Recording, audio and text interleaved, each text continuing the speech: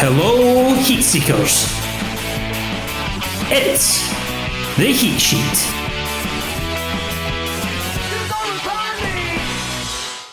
Hello and welcome to this week's edition of the Heat Sheet, which sees us not tackle things in the usual manner. Instead, we are bringing back the good, the bad and the sheety.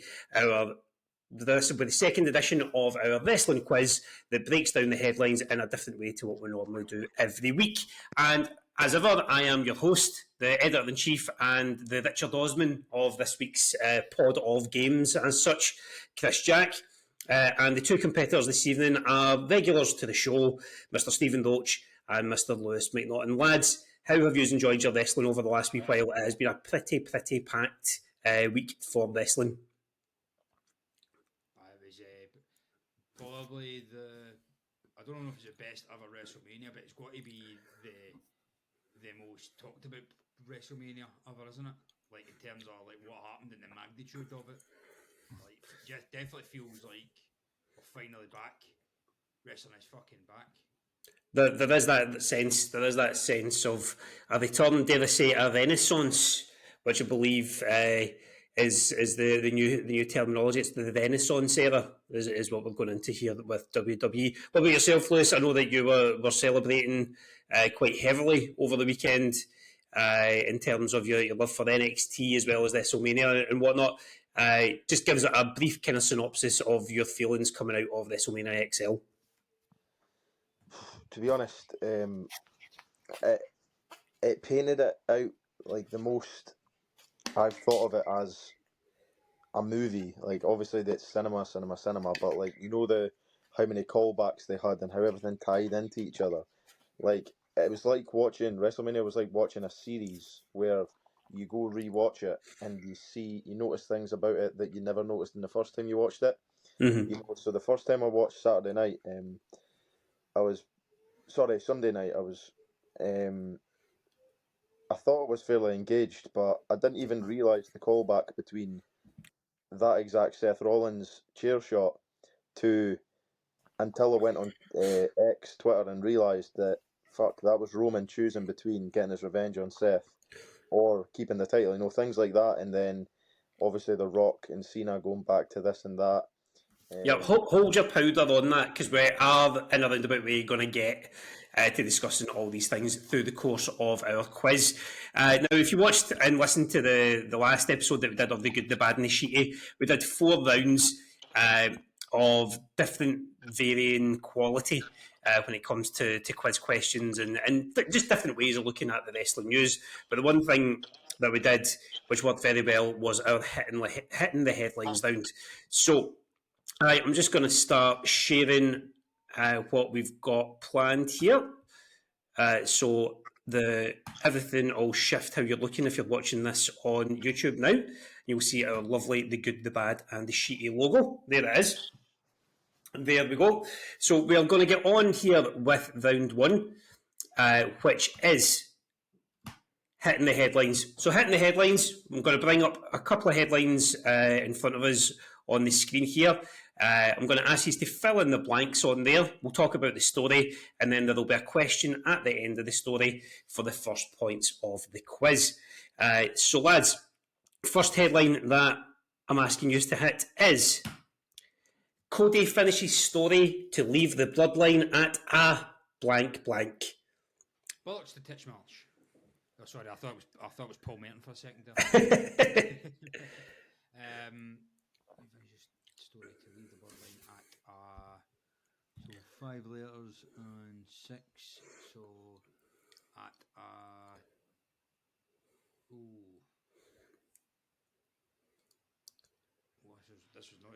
this was not as easy as I thought it was going to be. You get any guesses yet, Lewis? You reckon you might know what this is? I'm trying to think. The other ones that we did the last time were somewhat, somewhat obvious, but somewhat easier. I've not got it yet. Maybe you can give us a clue. No, I'll skip on to it. So it is Cody finishes story to leave the bloodline at a crossroads.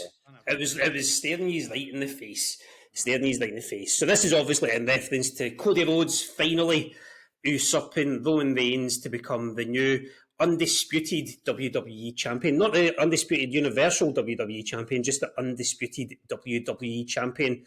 Lads, what did you think of the way that Sunday night's main event at WrestleMania XL came about? Just epic.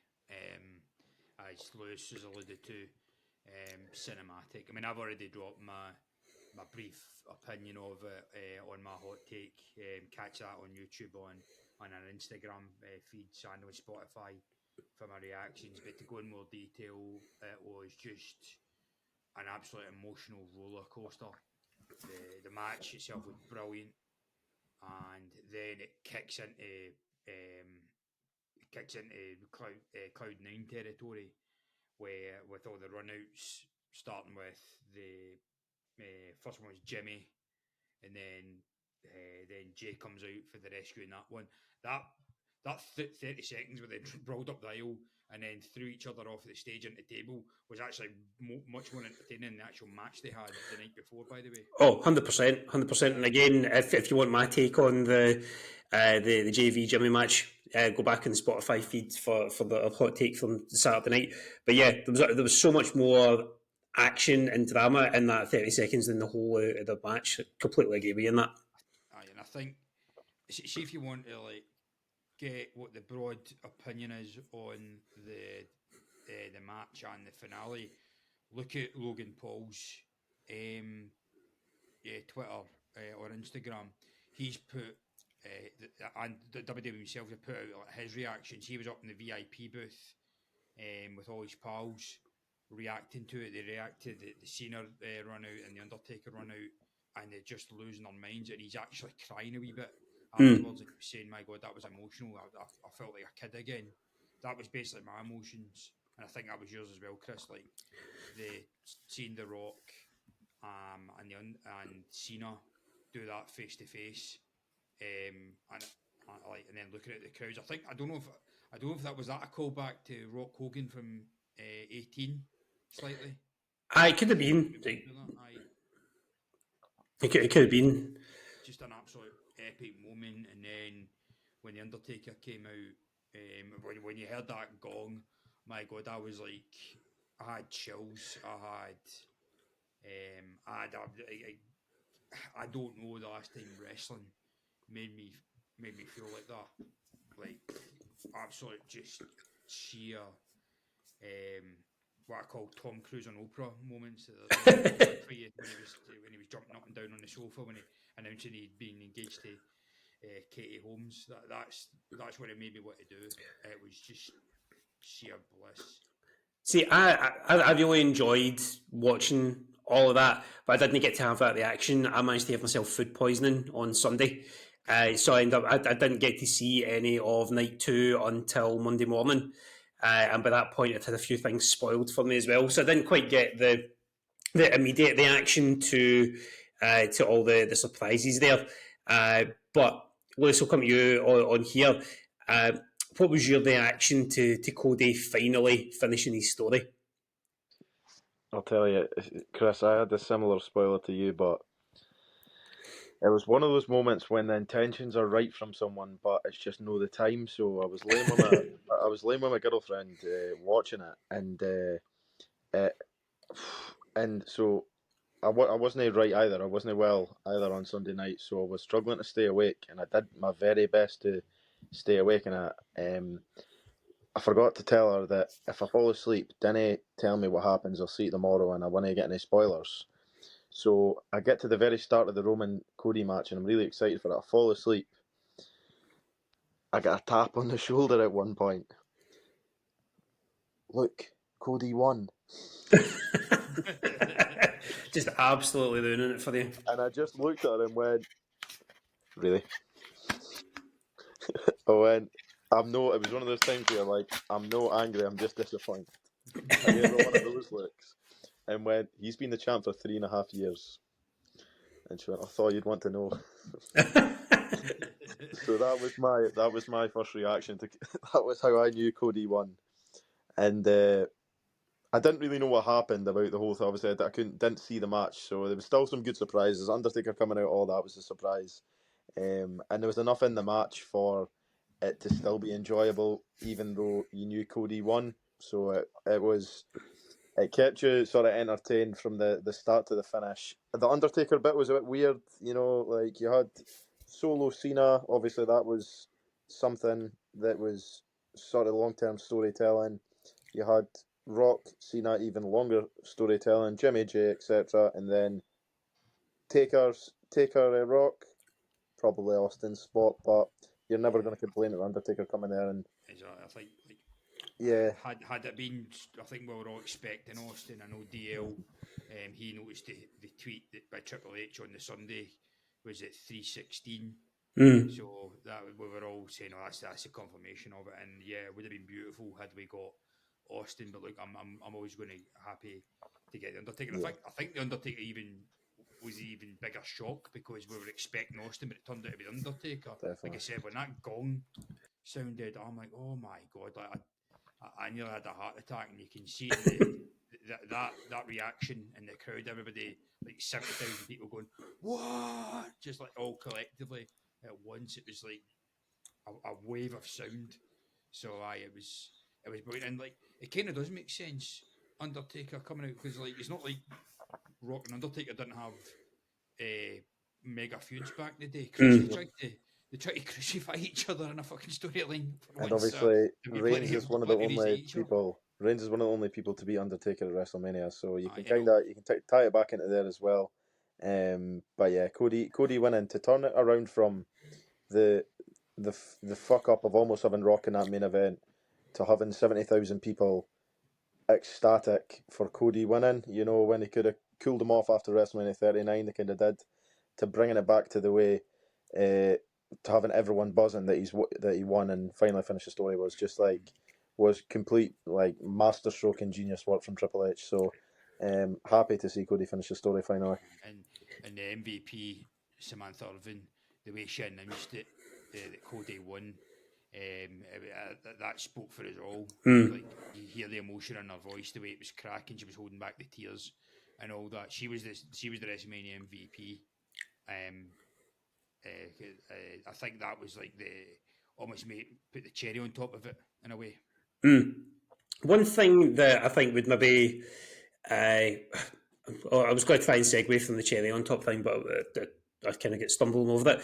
But the big kind of circle jerk at the end.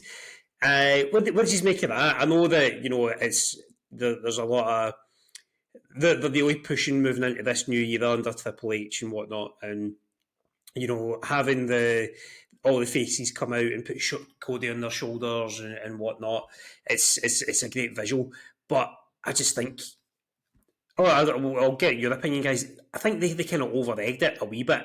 I was about to say, yeah, it was the right idea. Having Cody get on the shoulders. I'd say even just having, even having Jay, Sammy, Kevin, like whoever you wanted out there, but having him on the shoulders and then having Triple H come out, maybe within a 2, 3, 4 minute period, but I kind of felt a little bit awkward.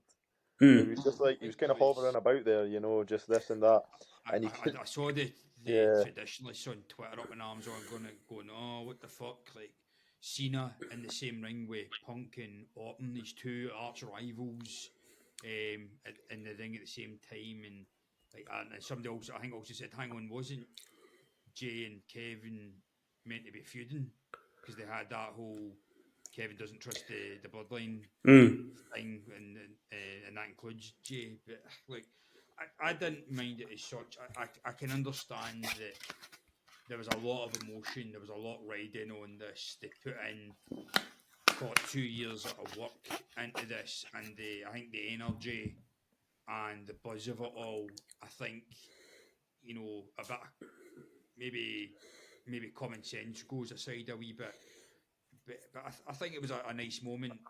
I think what I didn't like was Pritchard coming. Yeah, I was going to say, but if Samantha Irvin's the cherry on top, then Pritchard's the turd in the punch bowl. Aye. So I think like given like he's connected to the whole Vince stuff was a bit. They didn't read the room in that one, did they? No, they did not. Right, we'll get to the question on this story. So, it will be fastest to shout your name first that gets to answer this one. So, in the main event of WrestleMania XL Night 2, how many times did Cody Rhodes hit the crossroads on Roman Reigns? Steve. 6. Is correct. Is correct. So Steve picks up the first point of the night. I'm not wrong, mate. What's that? I nearly said 7, but one of them was Roman. Roman hit one as well. Cool. So right, we'll go on to the next headline, which is Drew's blank rejected as all rise for the priest. That's Drew's. What? Lewis, what do you reckon that what's going to be? I was Potentially. going to say moment, but that doesn't fit, does it? What? Prayers? Bingo. Well, Lewis, you don't get a point. You don't get a point for that, but yeah, Drew's prayers rejected as all rise for the priest.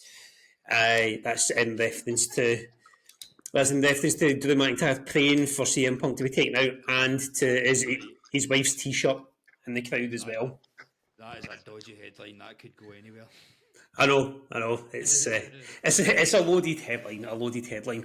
But yeah, this headline obviously alludes to Drew McIntyre becoming WWE World Heavyweight Champion for just over 5 minutes after beating Seth Rollins, only to be cashed in on by Senior Money in the Bank Damian Priest. Now, when we're talking about trying to avoid spoilers, as I was saying, I was sleeping on my couch Sunday night after spewing my ring, shredding my vocal cords with the way that I horrifically broke, trying to get a bit of sleep, and then at 1:07, my phone pings. Lewis McKen, Drew's 5-minute title run was good. So that's how I experienced the opening match of WrestleMania XL Night 2. That's fine. It's fine. But Lewis, what was your take on the whole opening to Night 2, and what were your thoughts on the way that everything played out? Because we pretty much, I think we pretty much predicted all of what happened on last week's show. Aye, same again. I was sitting there going, tell you what, just acting like a big mark that I seem to be. I just went, what's going to happen here is Drew's going to win. He's going to give CM Punk pelters. CM Punk's going to take him out. Priest's going to come in, win, and aye. Lottery tickets, please. Lottery numbers, please. Well, as Steve said, the bisexual bondage Undertaker comes in, ruins the day for the Scottish lot. So, I thought it was like it did everything a WrestleMania main event. Opener wants you to do. Get ready for the event. The last thing you needed was a 20-25 minute match that fucking got you tired and fatigued already. You needed to be woken up at that, especially UK fans. You needed to be woken up at that point as opposed to sent to sleep. So 100 claymores and 100 claymores and 100 curb stomps, followed by a cash in. There was nothing that was going to wake you up any more than that. So I think it was executed perfectly, to be honest. Did you think that when Drew hit that claymore right after the bell, that was going to be it? Because I popped, I was like, oh, they're Daniel Bryan in this. They're Sheamus and Daniel Bryan in it. Daniel Bryan moment, aye. And you're right what you're saying there, Lewis. Just dropping bombs like for the full match, exactly the way it had to be. And it made perfect sense. Drew knew he was up against Seth, who was beaten bloody the night before, carrying fucking knows how many injuries.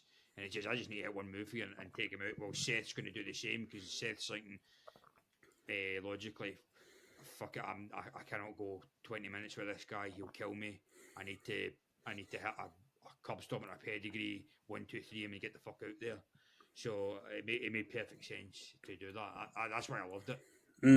It was an ideal start. It was an ideal Drew McIntyre match. It was very reminiscent of the Brock match in the COVID Mania when he won the title as well, where it was just big move after big move after big move, and the emotion when he won, particularly the wee exchange between him and Seth after the ref was handing through the belt. It was classic. It was reminiscent of when Drew got up into the camera after winning it the first time and saying, I did this for you. And getting that acknowledgement for Seth Rollins as well, I thought was pretty good. Lewis, what did you think of the mid-match tweet that Drew sent? I thought it was. I to be honest, I seen it and I seen the tweet and went, "What?" 'Cause I kind of got lost in my mind that he did that. I went, "What then?" And then it clicked that he was in the middle of the ring, and he went over and took the phone, and it was one of the most Drew McIntyre things to possibly do. It was one of those things that Vince McMahon would never ever think of. You would never have ever seen in that time. It was one of the new age things where it's like, this is someone being so in touch and Drew McIntyre being sort of allowed to play to his character a bit more. And I wouldn't even be surprised if that was him just doing it off his own back. As opposed to Triple H saying, do it. I want him to see when he eventually faces Punk. I want him to live feed beating the shit out of him. Like Rock with the camera to Austin. That'll go down as that generation. I think that's something I'm going to predict will happen. Stream it on Tout. Get it on Tout. But no, it was as we discussed it was a great opener, and then obviously that led to the getting right up in CM Punk's face. I mean, we surmised about how Punk was going to get involved on last week's show. Steve, do you think they could have done it any better than how they did it? No, it was perfect. To the point where I'm thinking, Christ, this is shit.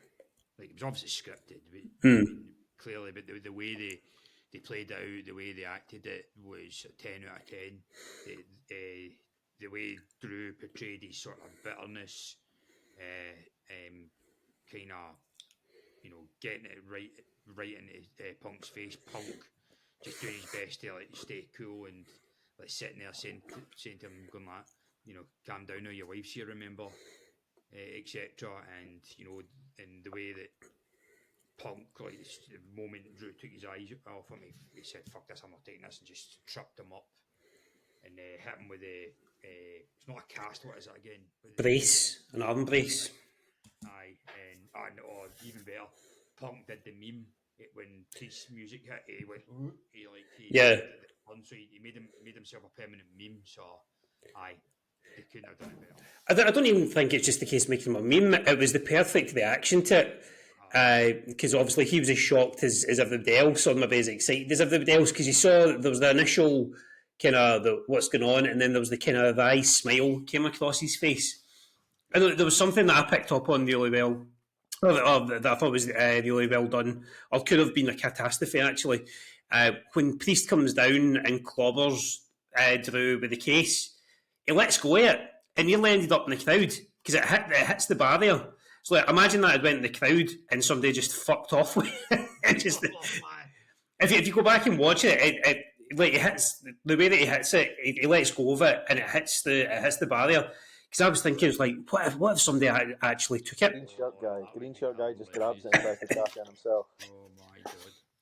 But no, it was a fantastic way of doing it. Obviously, we're sad to see that Drew isn't the current reigning world heavyweight champion.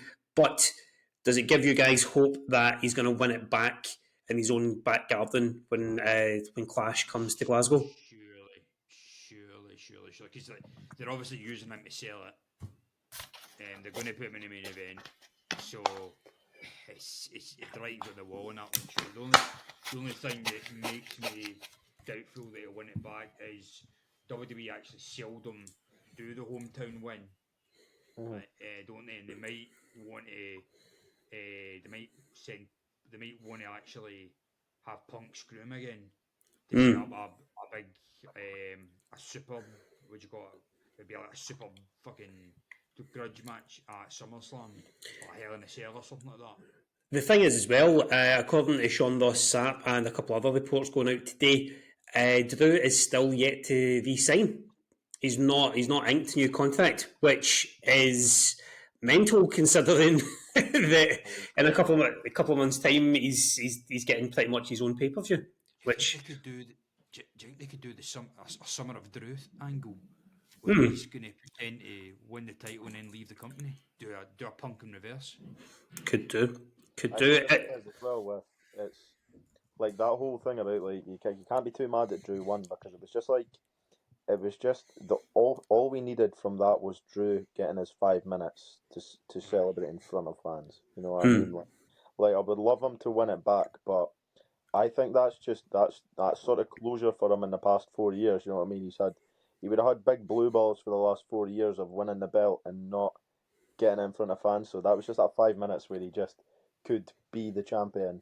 And yeah, I think that like it was all done so perfectly. And if he ends up getting a summer storyline of being the main man and threatening to leave the company if this doesn't happen, I mean he's already got his own pay-per-view pretty much. So what can his demands be, I guess? But if they work a way around that, then we could be in for a big summer for Drew McIntyre.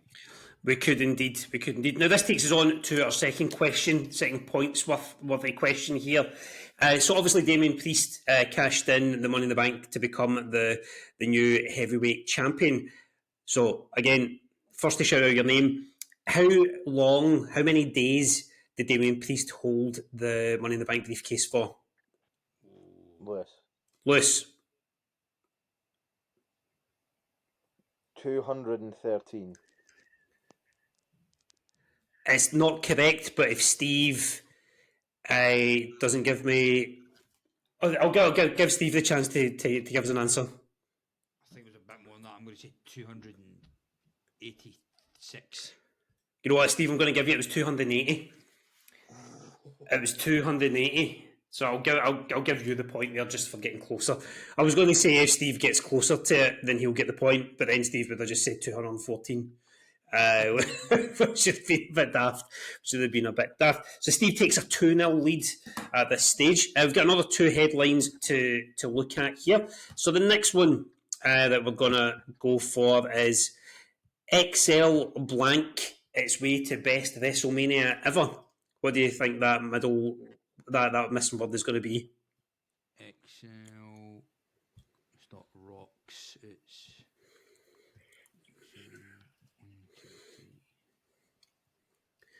Think of something in the wider news sphere. Eclipse. No, but that's a good guess, but it's not right. You got a guess there, Lewis? At the wider range of things. XL. Nah. No, you're going to embarrass myself. XL bullies its way to best WrestleMania ever.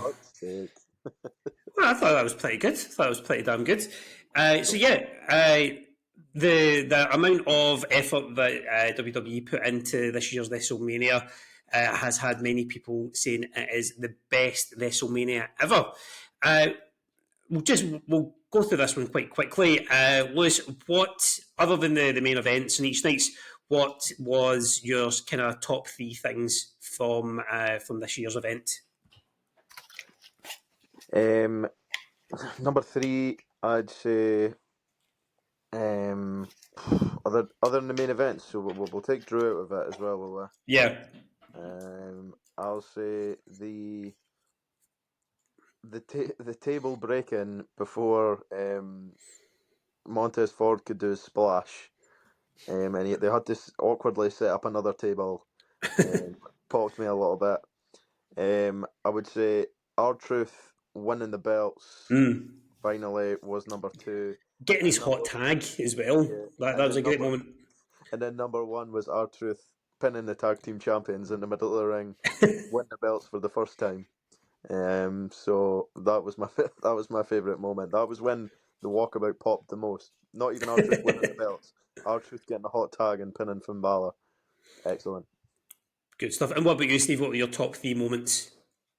So number three would be Bubba Ray Dudley being the second most biased referee of that day. Number one, of course, being John Beaton. Number two, Rhea Ripley's entrance, amazing. Yeah. That that banger song they played was amazing, and it made him funnier by the lead singer looking like she did 3 years ago. Aye, that's what I thought of it. I'm like, holy shit, she sings as well. I'm like, oh no, that's a dude. And number one, Sammy beating Gunther, become IC champion. Yep, we've spoken at length in the group chats and whatnot about how the Sammy and Gunther match was pretty much the polar opposite of the Usos match in terms of the drama and the emotion that was in it.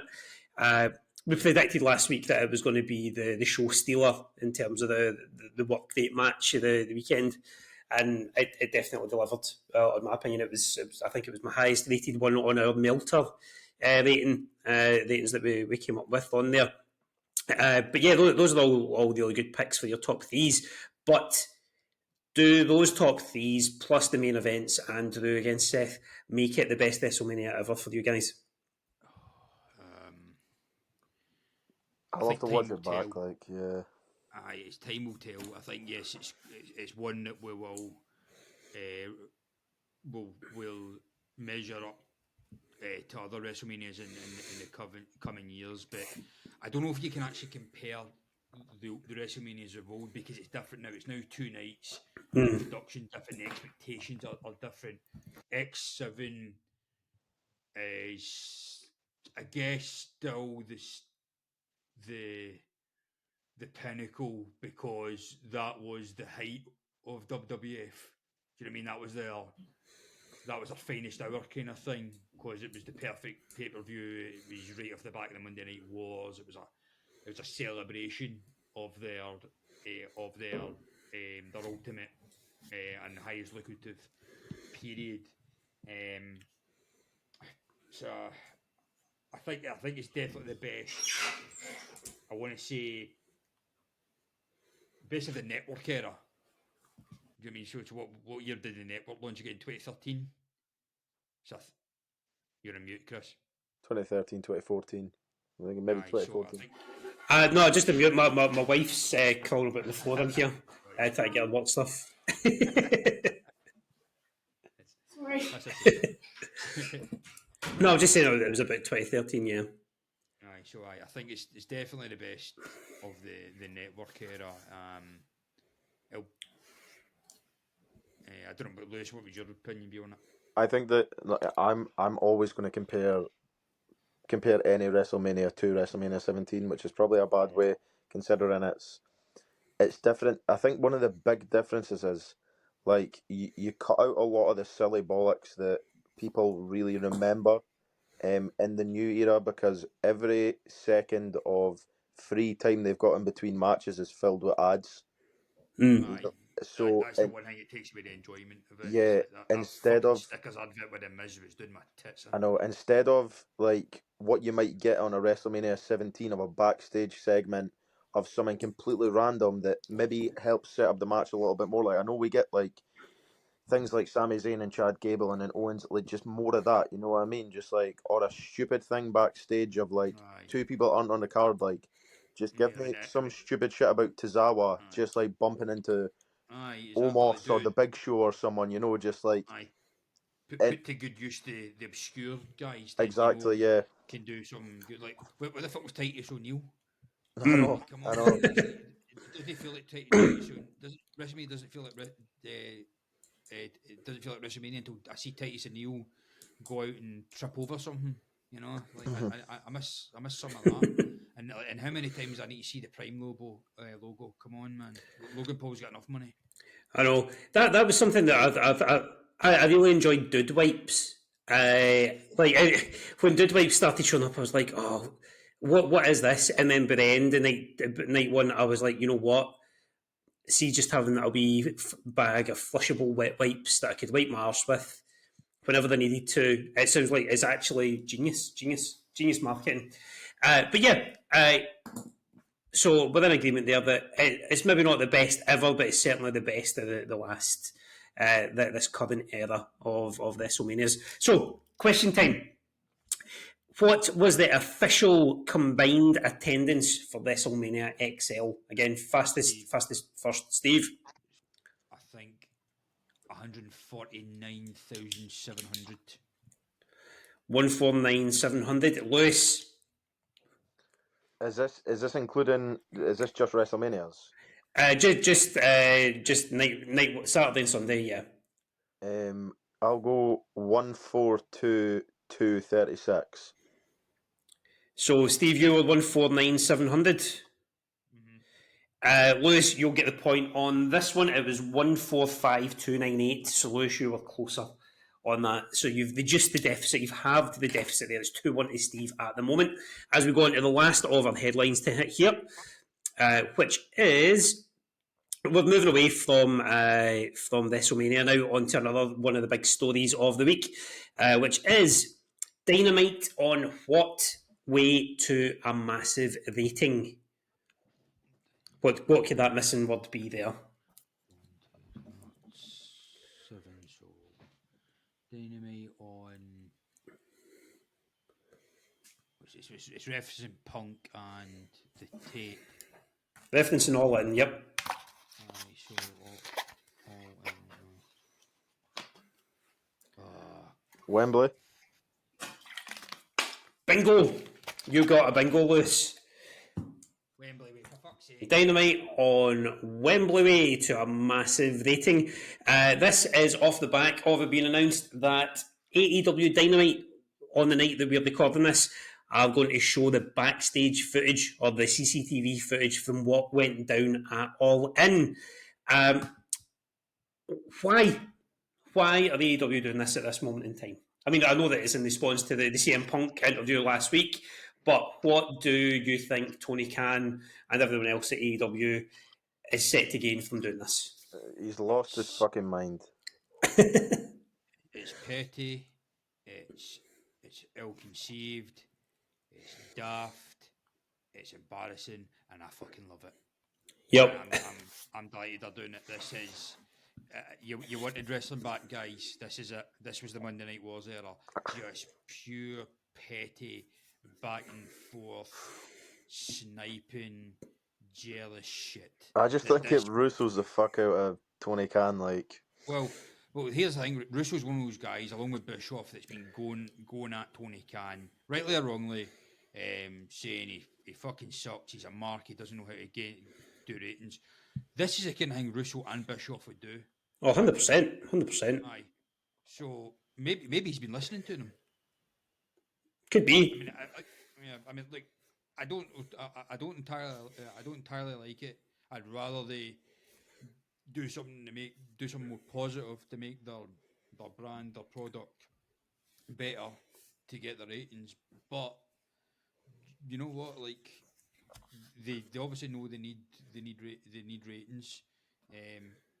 The whole world's talking about WrestleMania just now. They need to cash in on it, and this is the kind of shit that's required to get it done. Yep. I mean, there must be. You've got to think that if they're putting out in response to what CM Punk was saying last week about how he didn't throw any punches, he just choked Jack Perry out a little. You've got to think that if this is 100% the CM Punk Jack Perry footage that they're putting out, because they've said it's not a bait and switch. They've been very clear that it's not. Oh, certainly Sean Ross Sapp and all the other outlets, Meltzer and all them have said this isn't a bait and switch. And I believe Brian Alvarez has already seen it as well. If it is in response to the claims that Punk made last week, there's got to be something in it. There's got to be something that's either going to discredit what Punk's saying. There's got to be something that backs up that Tony Khan thought his life was in danger. There's surely got to be something in this video that is going to be like, fucking hell, Tony was right. Surely. What do you think, Lewis? I seen that there was it was reported that it was purely a way of starting a story for the Young Bucks and Jack Perry. like it was designed to start a storyline or just kick off Jack Perry's return and some more stuff to do with the EVPs. So I think there could be a case of something happening where we get to see a little bit of it, and then just to be the biggest bullshit heels to piss everyone off, the Young Bucks just come in and just turn it off and go, well, that's enough of that. You know what I mean? Like, that's not helping anyone. You know, just No. to start that off. Just some Remember, there was bullshit stuff. NDAs. There was NDAs signed at both sides, wasn't there? See, I think the NDAs were only about Brawl In. I don't think there was any NDAs about Also, you forget it was in England. They don't kind of have that. Yeah. Do they? So taken from the Ariel Helwani interview last week, I think the NDAs are only in reference to Brawl Out. I don't think there's anything in these ones. I could be wrong, but you've got to think that if there were NDAs in regards to the footage, then they wouldn't be showing it, unless Punk's broke the NDA last week by talking about it, which makes it fair game or something. Because like you can't break it unless both sides agree. Is that not right? Aye. I don't know. I'm more of in tune with bird law than I am with actual law, like Charlie Kelly. But yeah, so Dynamite on Wembley Way. I know of Sod's Law. Sod's Law. Yep. Law. No, it's the Lucky Irish, isn't it? I don't know. Don't want to get bogged down in that. But yeah, so the headline here: Dynamite on Wembley Way to massive rating, and the question for this one is: what was the debut television rating for AEW Dynamite back in October 2019? Steve? 1.7 million. Lewis, I'll give you an opportunity to have a guess. 1.5. 1.409. So Lewis, I'll give you the point on that. So that's you pulled back the deficit. You were 2-0 down, Lewis, and now you've been pegged back. Eerily similar to Dens Park on Saturday there. So Or Ibrox on Sunday. Poor crack indeed. Right, anyway, we'll go on to round 2, which is Who's Next. Why is that W not coming up there? Hang on, Who's Next? There we are. So this is a simple one. You know, there's a tweet that goes about all the time. It's like, boys like nothing better than to just name random footballers. So that's what we're going to do here on The Good, The Bad and The Sheety, except it's going to be wrestlers. So what I'm going to do is I am going to show you, I'm going to pick a Hasbro or a current WWE figure, or even just a random toy out of this bag as your first wrestler. And Steve, you can go first. You're going to name a wrestler whose name begins with the last letter of the wrestler I pick out. Then Lewis, you're going to follow suit, and you'll keep going until one of you either repeats a name or you stall for too long. Nicknames are allowed as well, so you can either use, you can either say $1 Million Man Ted DiBiase, or you can say Ted DiBiase. You can do it that way. I'm not going to be too fussy. So, your starter for 10 is going to be Jim the Anvil Neidhart. So, Steve, you've got a T to begin with. We'll go with Tommy Dreamer. I'll go for Rick Martel. Liv Morgan. Nia Jax. Oh! Fuck off. Zena Iom. Is that not a Z?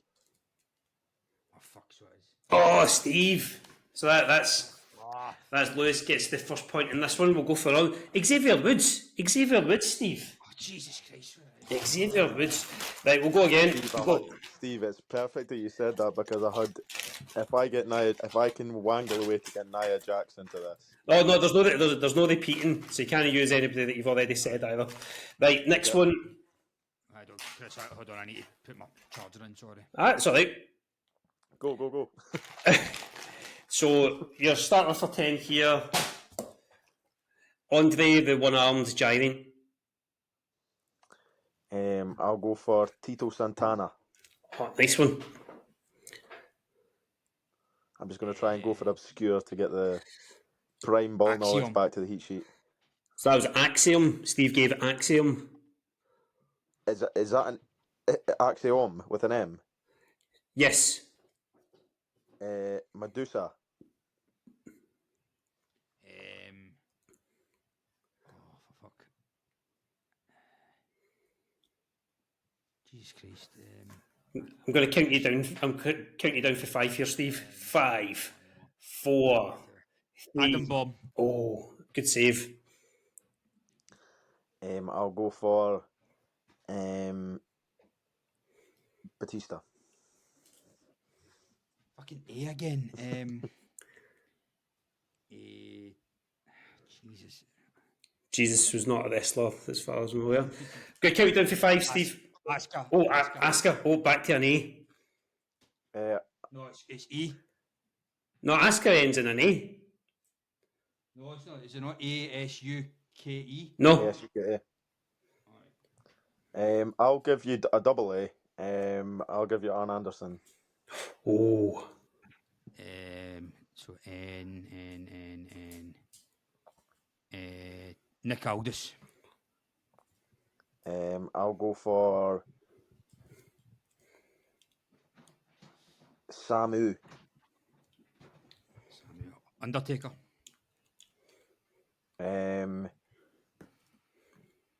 Rick Rude.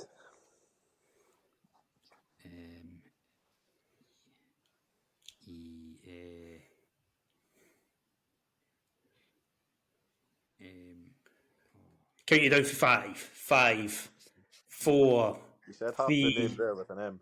2, 1. Eric Bischoff. What did you say? Out of time. Eric Bischoff. Oh, we'll give him that. No, it was after the buzzer. See, Right. it's so funny because you went just Emma. Emma. I was thinking Evan Baum. Right, we'll do one more of these bad boys. And your wrestler is... I'll start. Oh. Kevin Owens. Steve, you start. I'm going to see. Right, Stone Cold Steve Austin. Nick Jackson.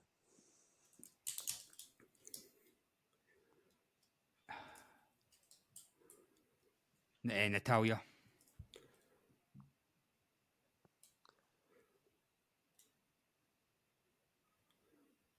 Fuck.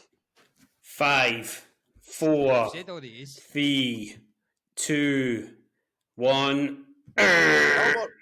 Oh, after the buzzer, mate. After the buzzer, Steve gets that one. So, at the end of round 2, Lewis is on 4 points and Steve is on 3. So we've had a bit of a turnaround here on the good, the bad, and the sheety. So while I let Steve and Lewis go and cram their head with some even more useless wrestling knowledge that they'll need for the next 2 rounds, you're going to listen to my chat with Debbie Keitel, one of Irish wrestling's absolute legends. She has been on a tear when it comes to wrestling all over Europe over the last year or so. Her Death Proof Debbie character has been doing great stuff in Fight Factory Pro Wrestling in Dublin. And she's also had a big hand in a lot of the Irish talent that we're seeing rise to the top across Europe and the rest of the world as well. So for the next 20 minutes, please enjoy my chat with Debbie Keitel. Debbie Keitel, welcome to the Heat Sheet. How are you? Good, how are you? I'm not too bad. I'm very excited to talk to you today. Got plenty that I want to ask you and plenty of flowers to give to you along the way as well, because I think the last year and a half in the world of Debbie Keitel has been quite interesting to say the least. As someone that's trained with you for a short period over that wee while, and from watching your career over the last year, kind of seeing where you've gone, who you've helped get to other places as well. It's been quite the 18 months. So we're going to cover a lot of that in this chat. The first thing I wanted to ask you, though, maybe a bit more serious one to kick things off. There's been a big, massive boom in sort of wrestling coming back to prominence in the UK and Ireland over the last wee while. And, it looked like it was kind of maybe in the doldrums during the kind of COVID times with the Me Too movement that you were involved quite heavily with. Yeah. What differences are you noticing in 2023, 2024 compared to how it was, back before COVID times and all the unpleasantness? Mm-hmm. I suppose pre-COVID, there wasn't necessarily a space for everyone. There was tiny spaces for sure, but I find now in 2024, over the last year or two, that there's a space for absolutely everyone, and I find people are more conscious of that as well. For me, it was really important to create that space that not necessarily was there previously. And I did so by creating a squad group, which was basically a monthly class for absolutely everyone, specifically targeted at trans women and non-binary folk that just needed a space where they could kind of find themselves, be comfortable and confident while they were training. And that took off. And at this point now, the class is no longer required, which is incredible because everyone has just integrated with everyone. For me, coming back to wrestling, I just wanted to make sure that there was that space for absolutely everyone, so that nobody was isolated or singled out or felt that, they didn't have a place to go. So I just think with wrestling now, it's just everyone has a space now. And I just think that's so important. And have you found that that's been the case, when you've wrestled over in the likes of Germany, Belgium, even over in the UK mainland as well, that it seems to be a much more welcoming, much more diverse place for people to thrive? Yeah, absolutely. Like, majority of the places in the UK now don't limit their women to a women's division, which is so important. A lot of promotions don't even have a women's division anymore, and that's not necessarily a bad thing. It just means that everyone is equal and everyone can fight everyone, and that's something that so many of us have wanted for so long, because we're no longer limited to the 3 to 4 minute match, just before the main. We'll squeeze you in. Now it's like you have Emerson Jane and Rio as the North Wrestling Tag Team Champions, who just beat like us, Jim. Like, that's insane. You wouldn't have had that a couple of years ago. There's just way more space for women across the board now, which is incredible. And I think especially, I'm kind of sort of biased towards the Irish and Northern Irish side of things living over here, and seeing, the likes of yourself and Katie doing a lot of work to elevate the females that are wrestling over here. How much pride do you take in that, being not just being a coach, but being, pretty much the two of you being inspirations for girls like, Chloe Moran at Titanic Wrestling, for example. I know that she looks up to you guys a lot in terms of, getting into the ring herself. How does that kind of sit with you, being the inspiration for people getting into the ring? I think becoming a coach has actually been the most gratifying thing I've ever done in professional wrestling, because I realized that, with my work and how I portray wrestling and sport or sports entertainment, whatever you want to call it, I find that it can be hard to find someone that can relate to your ideas and the way you think and the way you think wrestling should be. And I found myself in places where, not everyone kind of agreed with my style or how I would carry myself or anything like that. So I just wanted to make sure that for anyone that was like me, or for other women, that, they had someone to relate to, they had someone to go to, they had someone to seek advice from. And I think, being a strong character in wrestling, I've been able to pass on my knowledge, the do's and don'ts, the trials and errors, that, the mistakes I made, the things that I did that worked, and to be able to pass all that knowledge down has been so rewarding. Of course, I'm proud, but I don't want to take, I suppose, responsibility for it, because I think everyone should want to pass down, what they've learned and how to survive out there, because it is tough. It's very, very tough. I mean, they say you need thick skin. You need a jacket, a cardigan, a jumper, skin, though. You need a lot to, you have to brace yourself in this business because it is not for everyone. And you have to be strong and you have to be willing to put the work in and stand your ground. So I feel becoming a coach, I kind of emphasize that in my sessions. I start my sessions with, today's goal is this. We're going to accomplish this. And that's how wrestling should be viewed. Every match you do should be, what am I going to accomplish here? What is my goal in this? Who do I need? What do I need to portray? What's the storyline? And I approach training sessions that way as well, because I think it's good to get in the mindset of, how you should be within the wrestling realm, I suppose. Yep. One of the last training sessions that I took part in before I kind of hung up the boots was one that yourself and Katie and Phil and Justy were running down at FFPW last, I think it was last February or last January.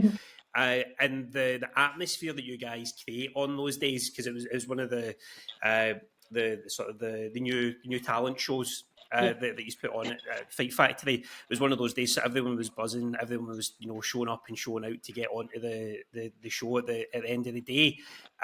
Seeing people travel from obviously from up in Belfast, Cork, Limerick, some coming over from the UK mainland, how proud does that make you of the school in general, that it's got such a facility and such a reputation that people want to be travelling to it? I'm just so glad that Fight Factory is finally getting acknowledged, because it genuinely is one of the best training schools in Europe. People travel from Japan, America, Canada, mainland Europe, the UK, just to train at Fight Factory. So I think it's incredible. And every time we run a next gen camp or a next gen showcase, the sheer volume of people that get in contact with us. And, there's only, there is limited spaces with these camps, because we obviously have our own trainees as well that we need to consider. But the sheer volume of messages and emails that come through of people just wanting to, show up and train, and not necessarily try and get on the show, but just to work with Fight Factory talent. It's incredible. It's for anyone that hasn't, been to one of those camps, the energy is so high.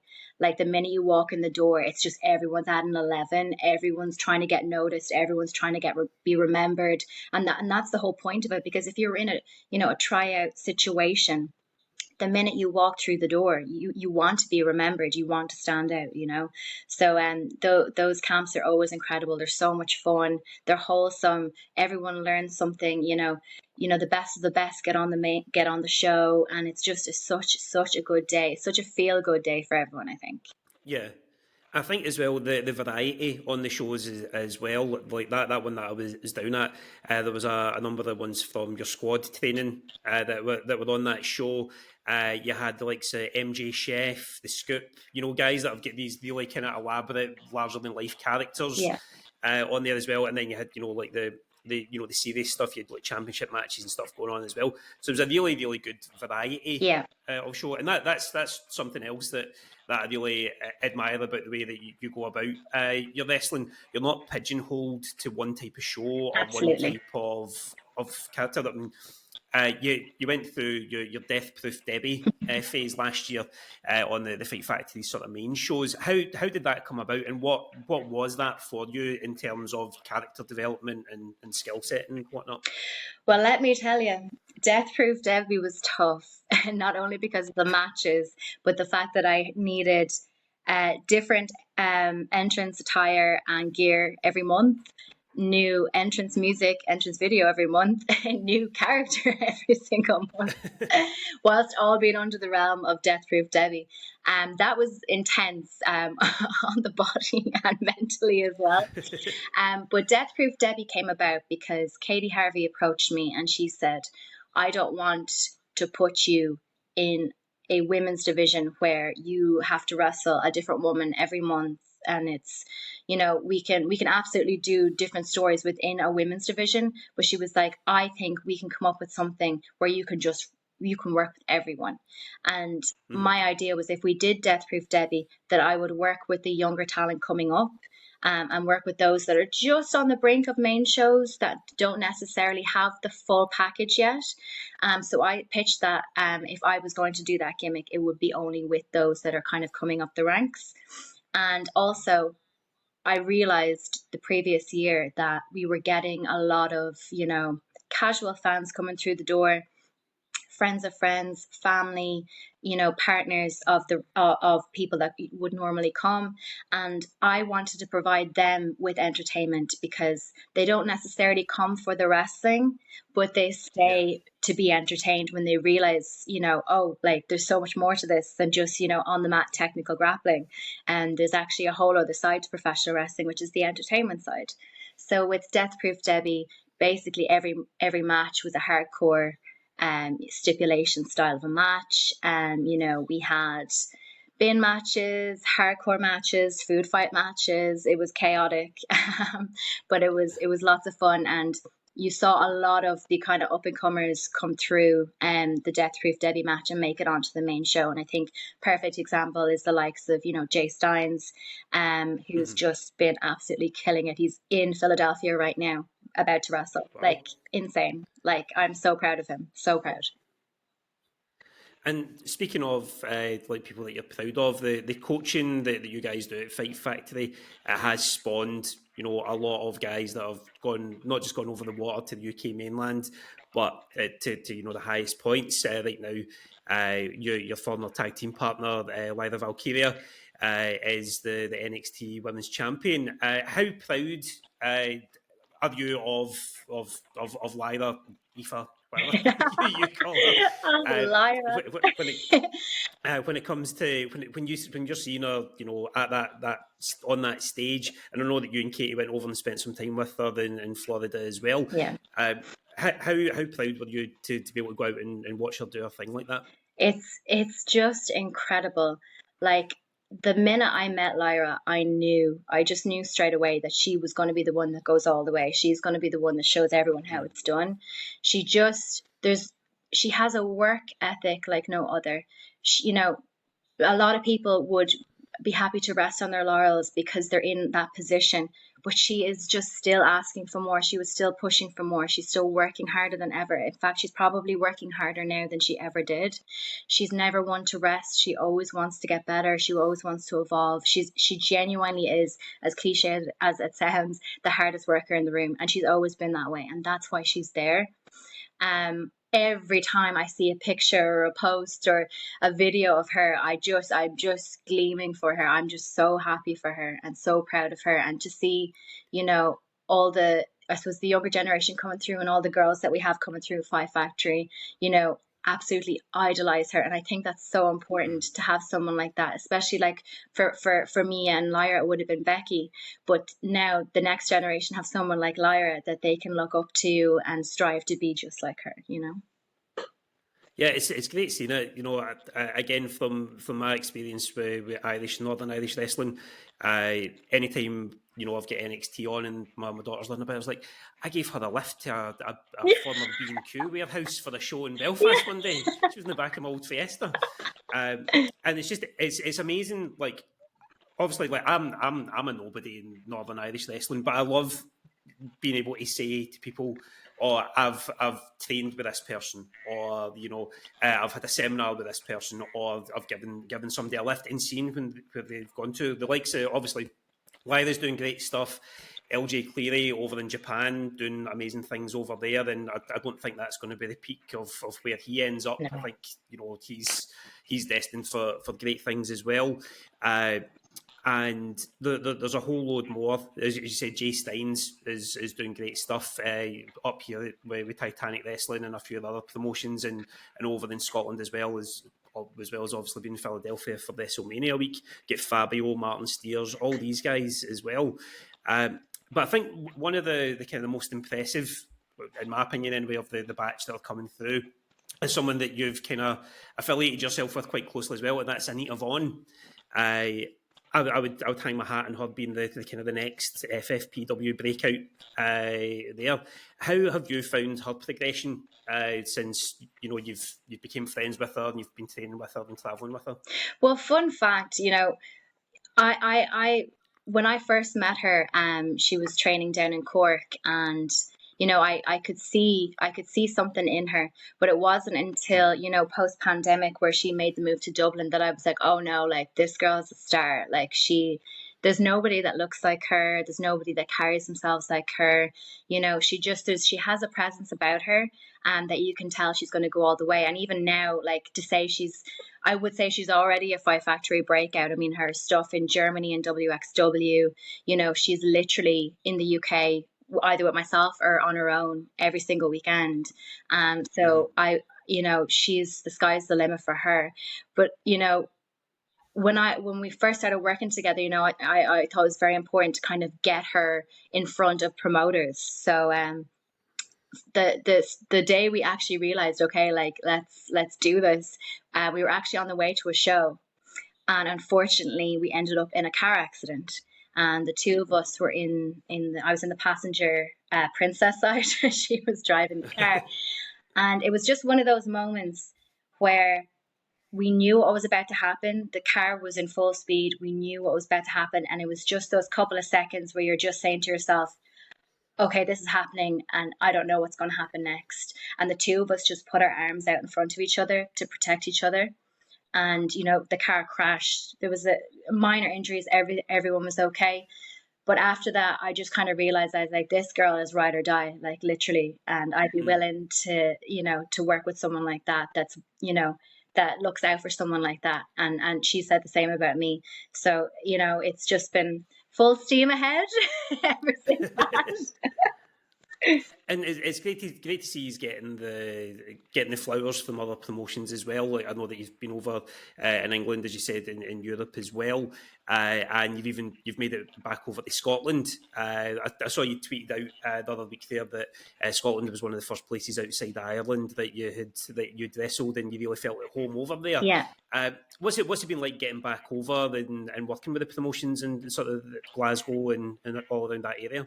Oh, it's been amazing. Like, I genuinely love Scotland. If I could live anywhere in the world, I would move to Scotland. I just think it's beautiful. I have made so many friends over there as well. So even when I get to go over and wrestle, I get to meet up with all my friends as well.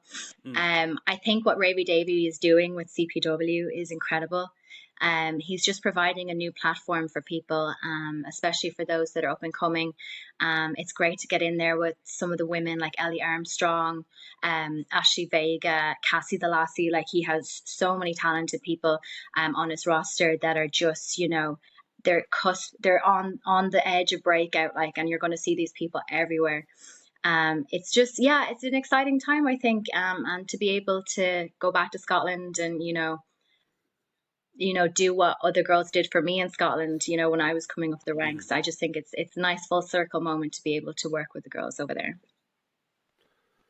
Good stuff. It's really, I was going to say I'm jealous of you because it's something I never managed to do. I never managed to wrestle in my homeland while I was doing it. But seeing you know, the likes of yourself and Anita, Myla Grace doing great things over in Scotland as well. And just that whole variety that seems to be opening up. You know, you do Davy Davies shows, you do the Titanic shows, the FFPW ones that are a wee bit more adult orientated as well. Yeah. And then you've got like the shows you do. Is it NAS for the NLW as well? Yeah, in Naas, yeah, in Kildare. And it just seems like you are having the absolute best time doing it, and it's great to see that, you know, things are kind of opening up wider for you again, and you're getting out there. So I think that's probably a good place to end the chat with me kind of waffling on. But where can listeners to the Heat Sheet, where are they likely to see you over the next month or so? Oh, there's so many surprises. It's, you know, I have to keep a lot of the stuff under wraps. But I will be at Pro Wrestling Eve this Friday, kicking off WrestleMania weekend in the UK in London. The following weekend, I will be in Titanic in Belfast on April 13th. And I have a couple of bookings coming up as well. So they'll be revealed soon. And of course, we have IWA, new promotion affiliated with Five Factory and RCW. They'll be kicking off their first show of the year on April 26th, I believe, in Ballyfermot. So that's like the kind of the family friendly kind of stuff touring about Ireland. Yeah. Awesome. Listen, Debbie, whatever you're wrestling, whatever you're doing, enjoy yourself, and it's been great chatting with you. Thank you. Thank you so much. So a big thank you to Debbie Keitel for taking the time to chat with us. As we talked about in the interview there, she's had a great hand in the likes of LJ Cleary and, most importantly, Lyra Valkyrie in their sort of ascent over the last week while. Lyra, who dropped the NXT Women's Championship over WrestleMania weekend. And Lewis, you are going to do as a wee NXT Stand and Deliver / most decent episode of NXT Roundup, which will drop at some point. So that will take a deeper look at that. But now we are going to go on to round 3 of the good, the bad, and the sheety, which I have rather cleverly called Tonely Connect. So if you're a fan of the quiz show Only Connect, you'll be familiar with the word wall, where there are, on Only Connect, it's 16 words that they have, or phrases, and you need to group them into specific groups. With us, it's groups of 3, so it's 4 groups of 3 that we're looking for. And Steve, as you are trailing at the moment, you are going to get the first word wall. So I'm going to give you... I think I'll give you 90 seconds. Okay, I'm going to give you 90 seconds to complete the wall. You just need to tell me which ones you think all go together here. Now, there are some red herrings in there, so you'll just need to be savvy with what you're doing. So you'll have 90 seconds to put them into groups, and then afterwards you need to tell me why they are in groups as well. So your 90 seconds will start now. Oh, in fact, sorry about that. Keep it ticking. They'll start now. So you're looking for 4 groups of 3. Okay, 4 groups. So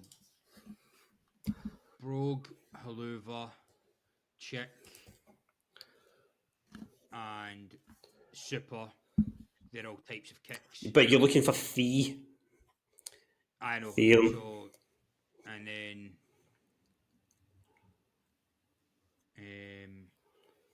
so that's my 4 that I'm picking together. Yeah, but there's only 3 of them that go together. Alright, so shit, so it's... Alright, I'm thinking too much like... I know it's 4 and Only Connect, but it's groups of 3 in this one. Aye, sorry, so Chick, Super... Oh wait, no you Right, sorry. So Haluva, Chick and Brogue, they're kicks. Super, American and Ultimo, they're dragons.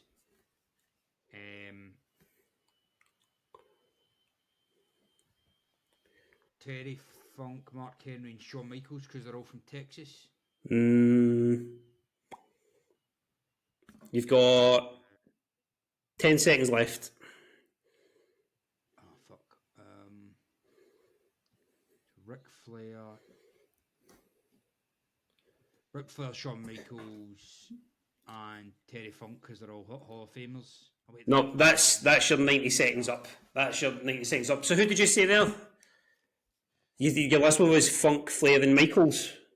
Funk, Flair and Michaels. Can I have a go at thinking what one of them is after you go? Because I think I've got some form of idea. Right, so before we go on to that, so Steve, you've initially got 3 points here because you get 3 of the groups right. But you'll get extra points if you can tell me why all the groups are together. So I'll go on to the solving wall here. So these are all the ones that are connected. So you said Haluva, Brogue and Chick were kicks. Yeah. So you get an extra point for that. You said Ultimo, Super and American were dragons, so you get an extra point for that. You put Funk, Flair and Michaels together. What was your reasoning for that? The only thing I can... I think the only thing I can kind of think of is that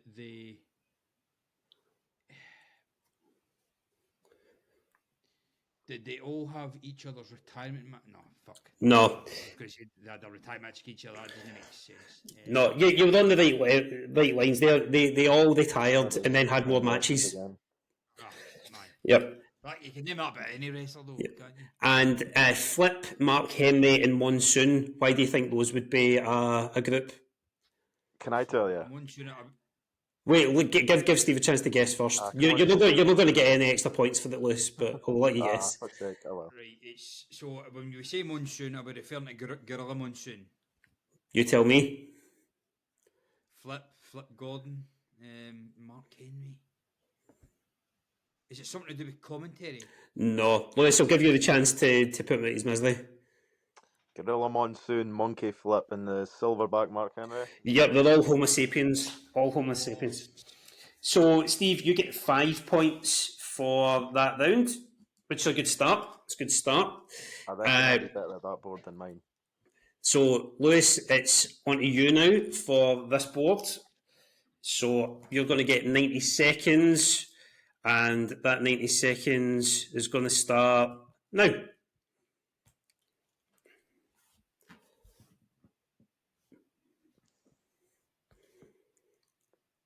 This is a slightly harder board than the other one.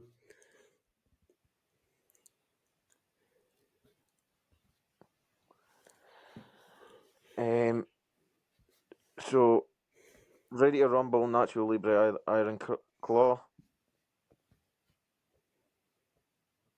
And then I'll go That's incorrect, by the way. incorrect. Incorrect. Fuck.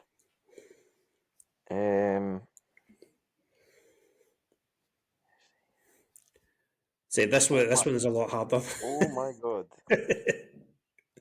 I'm looking at Rue and I'm thinking that's got to be a child.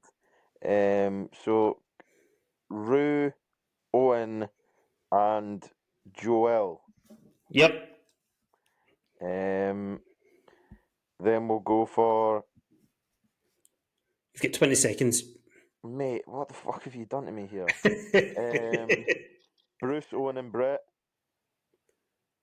Oh, You've used it. Stu, Owen, and Brett. Sorry.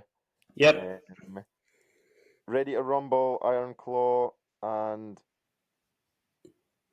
Figure 4. No, time's up. Fuck. Time is up. So So, much harder. so I will. So you said Brett, Stu, and Bruce. What connects all of them? Hearts. The Hearts. And you said Rue, Owen, and Joel. What connects them? The children of WWE superstars. They are still now WWE superstars, but I'm thinking specifically what links those superstars. What links them? Yeah, because that would be too easy just to say that they were. Think about WrestleMania at the weekend. I'll give you that clue. So is it superstars of it's children of superstars that were in the ring at the end? No, it's not. You want to hazard a guess on that one, Steve? You're not getting a point, but Right, so Rue is Seth and Becky's. Owen is that? Kevin Owens. Kevin Owens' kid? yep, And Joelle, is she... she's kind of named after her dad. I'll give you that clue. Kind of named after her dad. Is it Samoa Joe? No, Joelle. So somebody at WrestleMania as well? yep. Do you want me to tell you? Yeah, go on. The kids of wrestlers that lost at WrestleMania XL. So Rue is the daughter of Becky Lynch and Seth Rollins. Owen is Kevin Owens' son, and Joelle is the daughter of Joe Anoa'i, Roman Reigns. Fuck, of course. So Roman was in the ring at some point at the end, though. no, it wasn't. He was it. He was at the On ring. his back. He was well up the aisle, getting consoled by Paul Heyman. So Lewis, you get the Hart brothers as being connected, plus you got those connections, but you didn't get why they were connected. So that's 3 points. I'm gonna have a go. I- I'm gonna have a go at the. Lewis gets to guess what connects the other ones first. So, Ready to Rumble, Natural Libre, and Choke Slam. What do you think those are, Lewis? Films, WWE wrestling films. Yep. So Ready to Rumble is the WCW film, Natural Libre with Jack Black, and Chokeslam, which starred Lance Storm. That was one. And then you've got Figure 4, Pedigree, and Iron Claw. What links them? Is it something more than it just being finishers? It is, yes. It's I see. Lewis gets to guess before you come in, Steve. See if you get the extra point. So the Iron Claws, the Von Erichs, the Pedigrees, Triple H, Figure 4, obviously Ric Flair. Was it three finishers used in the Iron Claw? No. Steve, you want to guess? Were they not famously stolen from another wrestler? Because Triple H was accused of stealing it from somebody in WCW, I'm sure. And it's always been, and I think Terry Funk for years claimed that he, or Dory Funk, his dad, came up with the Figure 4. And did Fritz not steal the Iron Claw from a Russian guy back when he started or something? I'm not entirely sure. You've kind of gone the other way with it. It's moves that were passed on to other wrestlers. So Fritz obviously passed Iron Claw on his sons. Triple H passed Pedigree on to Seth Rollins, and Ric Flair passed the Figure 4 on to The Miz. So at the end of that one, Lewis, you got 4 points off that. So it is now Lewis on 8 and Steve on 9 as we go to the final round. Steve not on 8 as well? What's that? Steve not on 8 as well? No, he's on 9. No 4-3? Aye. Steve get 2 in the last. You get the three groups and you get 2 of the things, right? So 5? 8. What? 5 then, doesn't it? Oh no, it is. You're right. I'm reading my own maths wrong. Aye, it's 8 each, 8 apiece. John Bean. This is ridiculous. It's all out of hand. Right, well, it's all to play for then in this final round. What we'll do, we'll go on to round 4, which is Frankensteiner's Monsters. Now, if you're just listening to this one on Spotify, you probably should jump onto YouTube for this round because this is the picture round. So what I've done is I have mashed up some pictures to do with wrestling, and I need you guys to tell me who the people in the pictures are or what the things in the pictures are. So, Steve, seeing as you won that last round, you can go first on this one, okay? So I want you to tell me the people that are in this picture, and you'll get a point for every one that you get right. And then for the ones that you don't get right, if Lewis gets it, then he'll get a point for points per one as well, if that makes sense. So, Points can be stolen this one. No, they can't be stolen. It's just you get Passed over. Yeah, just get passed over. So here is picture number 1, Steve. So tell me who is making up this gorgeous face. So number 1, so top right is Finlay. Top left is Nikolai Volkov. Bottom right is, I think, Droz. And bottom left is Davey Boy Smith. Correct. Full house on that. So we had 35 years of wrestling nonsense crammed into your brain, right? Once again, I got all 4 of them, and I guarantee mine's is just like looks like one face. Yours is absolutely ridiculous. I'm not gonna lie. So Davey Boy looked fucking stoned off his tits and that. So there is a link in all of these next ones which might help you a wee bit. So Lewis, here is your picture.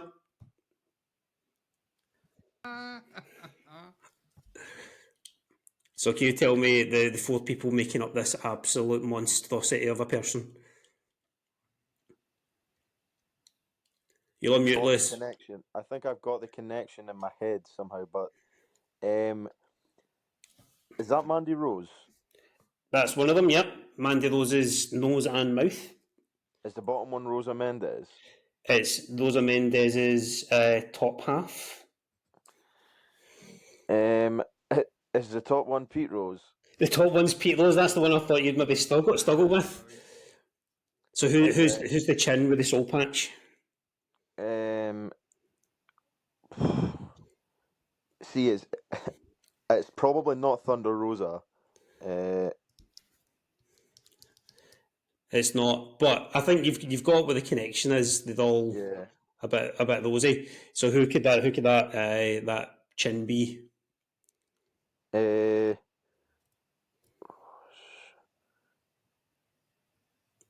Rosemary from TNA. Unfortunately not. Steve, you've got a chance to pick that one up. Lost it with that absent. I'm thinking of Nyla Rose. No, incorrect. I mean, it's a guy. It's clearly a guy with a soul patch. And wait, what? It's Adam Adam Rose. Fuck it. It's Adam Rose. So Lewis, you get 3 points there. Steve, you're still on the full boon for your one. So we'll come back to you on this one, Steve. Apologies, Nyla Rose. Please don't. I'm looking at mine on a smaller screen to be fair. So I'll use that tax. Pete Rose, can't get fucking Adam Rose. Pete Rose, I thought Pete Rose was going to be the most difficult one there. I remember him getting barred by Kane every. I thought it was every 2 JBL. months. Right, so the next one here, it's title belts, Steve. Title belts. So I want you to tell me what these 4 title belts are. So top right is the IWGP Heavyweight Championship, the former one that Kenny Omega held. The top left is the AEW Women's World. The bottom left is the NWA Tag Team title. Yep. And the bottom right, this is the only one I'm struggling on, I think, it looks like it's Impact or TNA, but I don't know if it's the World or the X Division. Oh wait, no, is it NXT? I need a guess from you. Right, I'll go with my original gut instinct and say it's the TNA World title. You've got 3 of the 4 there. So that last one's the one you get wrong, Lewis. This could be an easy steal for you. Wait, Steve, what did you say? you said it was the NXT or the. I didn't say anything. Oh, you said the TNA. I said the TNA World, and I got it wrong. You said it's an easy steal. I thought it maybe looked like the ICW, but I'll go for the NXT World title. Nope, it was the Impact World Championship. You said TNA. That's the same one. It's not the same. It's not the same. It's not the same. Right, Lewis, if... All right. Vanilla Ice. It's not the same. Lewis, if you get all 4 here, then you will have tied, and it means we need to come up with a tiebreaker, which I have not banked on. So 4 gets you a tie. Anything less than that means a loss. Okay. Yep, so T-shirts. Tell me these whose merch makes up this T-shirt. I feel like this is the moment in chess where you know you're about to be checkmated, so you just shake the hand. Bailey, bottom left. Daniel Bryan, top right. I'm going to go on a limb and say Cena's top left. If you get the yellow T-shirt here, you have tied the quiz. If not, Steve not only wins but gets a chance to get an extra point as well. So it's champion of the world. Whose catchphrase or anything like that says there's a champion of the world?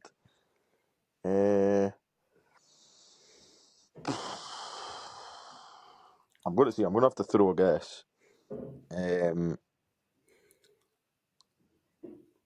I'm gonna. Can I get the company, or is that just? I'll give you a clue in that it's not someone that their main profession was as a wrestler. Oh, fuck off, you've given it away. I don't think I have. My face is very, very stumped here. The main profession wasn't a wrestler. Yeah.